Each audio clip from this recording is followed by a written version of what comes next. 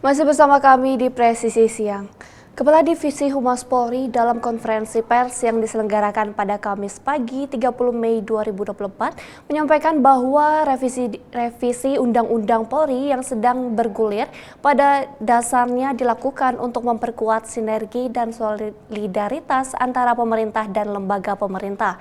Berikut ini pernyataan selengkapnya Irjen Pol Sandi Nugroho. Memang saat ini sedang dalam proses, jadi belum sampai ke Presiden, masih di DPR. Inisiasi dari inisiasi dari DPR bahwa Undang-Undang Kepolisian akan direvisi dengan salah satu itemnya adalah usia pensiun. Usia pensiun yang tadi dari 58 menjadi 60 berdasarkan hasil survei, hasil kajian dan sebagainya. Hal tersebut menjadi inisiasi dari DPR untuk Undang-Undang Kepolisian maupun Undang-Undang TNI. Dan saat ini masih dalam proses, masih dibahas di DPR. Mudah-mudahan hal tersebut bisa menjadi manfaat buat kepolisian, bisa bekerja lebih baik ke depan, terutama dengan tambahnya usia pensiun berarti usia untuk mengabdi kepada masyarakat bangsa negara juga semakin bertambah. Hal tersebut bisa memotivasi kami dari kepolisian untuk bekerja lebih baik lagi dan lebih bermanfaat tentunya. Yang jelas bahwa sampai dengan saat ini yang dibahas paling utama itu adalah masalah kaitan dengan pensiun yang bertambah. Kemudian hal-hal yang lainnya itu tidak dibahas secara menyeluruh karena di dalam Undang-Undang Kepolisian sudah lengkap. Tetapi kalau ada hal-hal yang menjadi tambahan ketika dibahas di dalam balik nanti itu akan mendapatkan masukan. Dan saya pikir bahwa kegiatan kepolisian itu sudah sangat komprehensif dan kita juga menghargai adanya lembaga-lembaga yang lain. Yang diperlukan saat ini adalah sinergitas dan soliditas semua lembaga. Jadi untuk masalah undang-undang nanti akan kita bahas lebih lanjut kalau sudah dapat bahan feedback dari DPR nantinya apa yang menjadi inisiasinya yang akan dibahas dan apa yang disetujui dan tidak disetujui nanti akan kita sampaikan lebih lanjut yang nantinya tidak akan menjadi polemik. Divisi Humas Polri melaksanakan pelatihan mental yang ditujukan kepada anggota Divisi Humas Polri. Pelatihan ini dipimpin langsung oleh Kabak Renmin Divisi Humas Polri.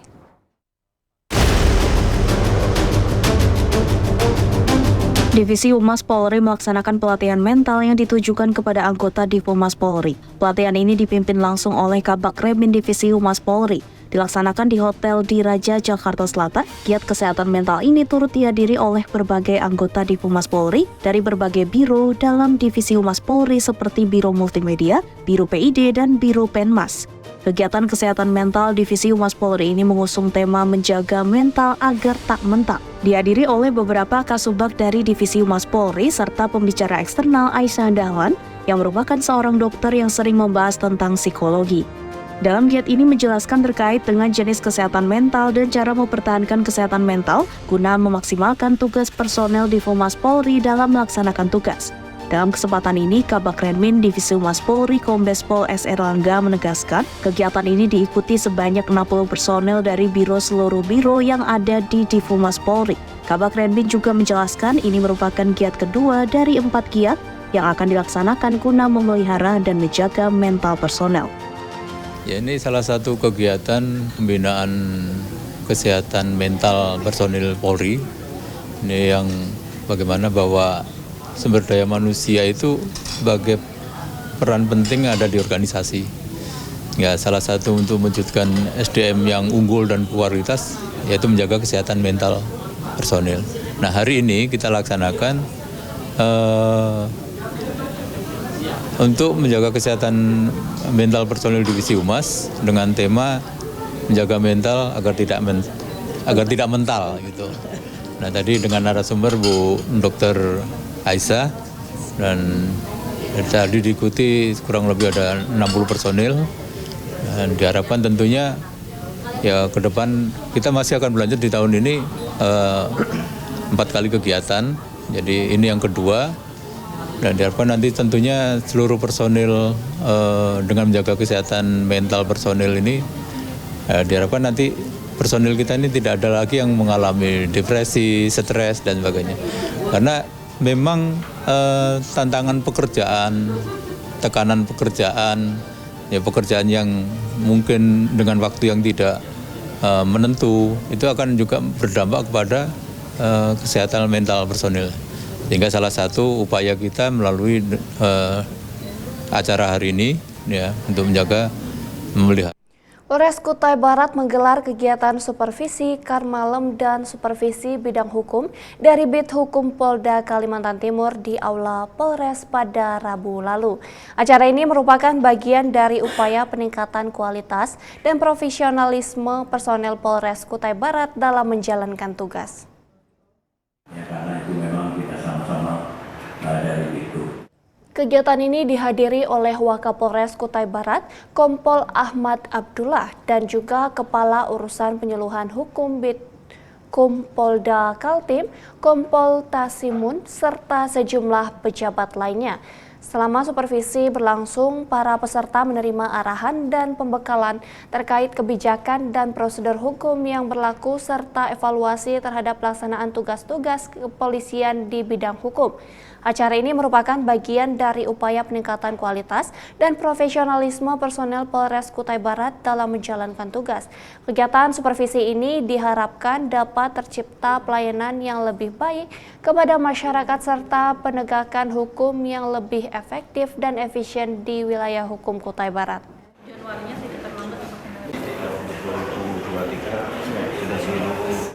Pemirsa, Korlantas Polri resmi menerbitkan surat izin mengemudi atau SIM C1 untuk kendaraan roda 2 dengan kapasitas mesin 250 hingga 500 cc. Kakor Polri Irjen Pol Aan Suhanan melaunching langsung SIM C1 di Satpasim Daan Mogot, Jakarta. Hadirin yang berbahagia, mari kita Acara launching SIM C1 ini juga dihadiri Ketua MPR RI sekaligus Ketua Ikatan Motor Indonesia Bambang Susatyo dan juga Dirut PT Jasa Raharja Rifan Apurwantono. Dalam kesempatan ini, Kakor menyebut syarat memperoleh SIM C1 yakni mempunyai SIM C biasa paling tidak selama 1 tahun. Kakor juga berencana memperlakukan SIM C2 pada tahun depan yang diperuntukkan untuk kendaraan roda 2 dengan kapasitas 500 cc ke atas. Selain itu, Kakor menyebut penerbitan SIM C1 sudah mulai berlaku di seluruh Indonesia, di mana pemberlakuan SIM C1 berdasarkan pada amanat peraturan Polri.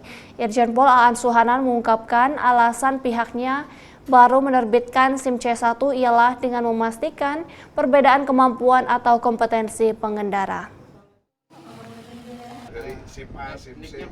Artinya mulai hari ini diberlakukan ya, produksi SIM C1 ini diperuntukkan kendaraan dengan CC 250 sampai dengan 500. Ya.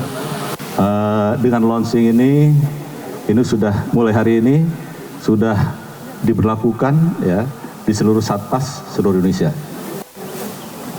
Ini menjadi penting ya untuk peningkatan kompetensi ini karena teknis dan sebagainya antara kendaraan yang cc rendah dengan kendaraan yang cc besar ini tentu lain. Ditlantas Polda Riau menggelar fokus group discussion dan komitmen bersama mewujudkan manajemen keselamatan transportasi angkutan umum di Provinsi Riau tahun 2024 di Pekanbaru pada Selasa lalu. Kapolda Riau Irjen Pol Muhammad Iqbal secara resmi membuka acara yang juga dihadiri oleh Kepala Jasa Raharja Cabang Riau serta pemilik perusahaan angkutan.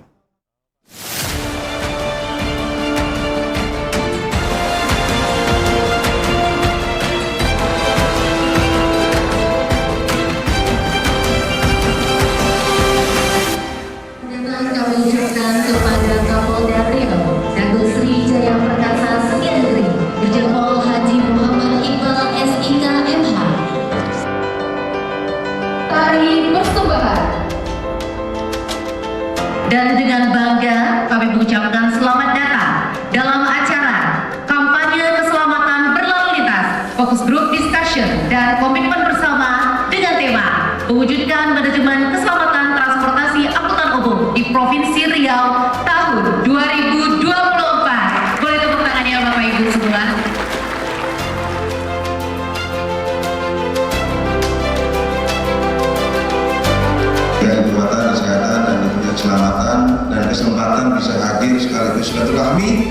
di gedung Aula Hotel Grand Elite dalam rangka kegiatan kampanye berlalu lintas sekaligus komitmen bersama melalui fokus group discussion dalam rangka mewujudkan manajemen transportasi umum yang berkeselamatan di Provinsi Riau. Sebelum saya sampaikan untuk laporan singkat, terlebih dahulu kami bacakan sebuah pantun pembuka. Bunga melati di tepi jalan boleh dilihat dipetik jangan. Selamat datang dan terima kasih kami haturkan kepada Bapak Kapolda Riau, hadirin dan para undangan.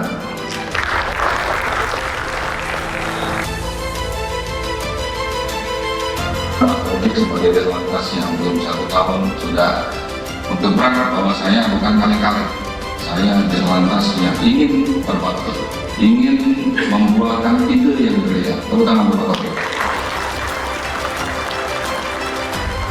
Ya, tentu keselamatan jalan itu harus betul-betul terwujud di Provinsi Riau. Yang kedua, jalan yang berkeselamatan. Saya paham tidak semudah membalik telapak tangan, tetapi setidaknya jalan yang berkeselamatan bisa untuk dipetakan, direncanakan. Saya kira Pak PJ Gubernur dan timnya DPR, timnya pemerintah provinsi sudah menunjukkan jalan-jalan yang harus dibenahi, ditambah dan sebagainya, dilebarkan, sudah menunjukkan jalan berkeselamatan itu harus timbul juga, harus terwujud. 3 kendaraan yang berkeselamatan.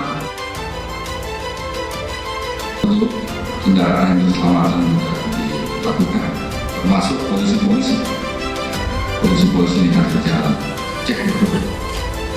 Walaupun bukan domain kita. Yang keempat, perilaku pengguna jalan yang berkeselamatan.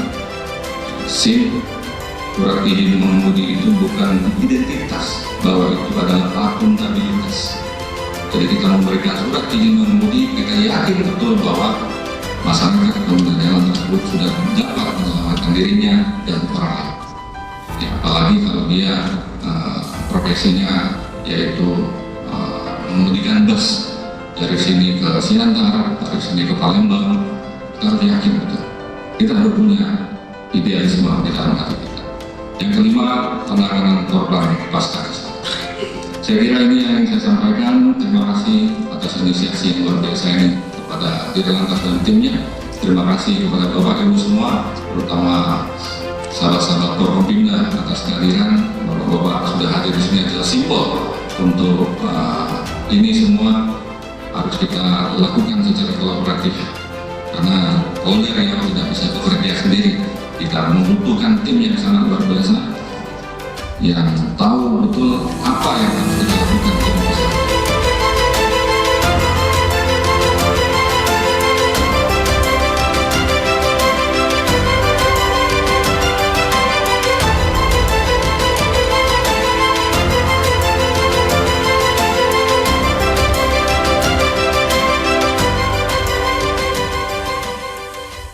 Dalam rangka penerimaan anggota Polri, Subpanda Mimika telah menyelenggarakan tes CAT bagi calon siswa Tamtama Polri. Informasinya setelah jeda berikut ini.